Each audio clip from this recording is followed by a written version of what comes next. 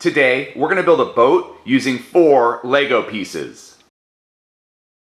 These are all the pieces you are going to need. In the description of this video, I left the piece names, count, and design IDs.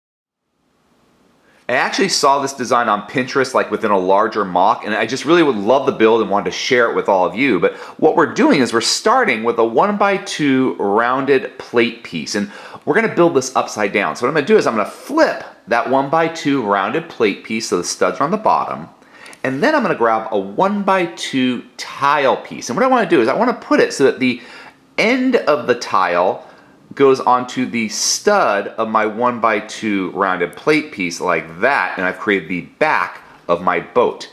Now on the other stud, that front stud, I'm going to grab a 1x1 plate with tooth and do the same thing. The plate part will attach to that stud that's now underneath so that those two ends are lined up to create the bottom of the hole, and then there's the bow of my ship. And then all we have to do now is create the cabin, and to create the cabin, we're going to grab a 1x1 plate piece, turn it upside down, and stick it into the back of this 1x2 plate. So we just want to put it on the back end of that 1x2 rounded plate to create our boat in micro scale.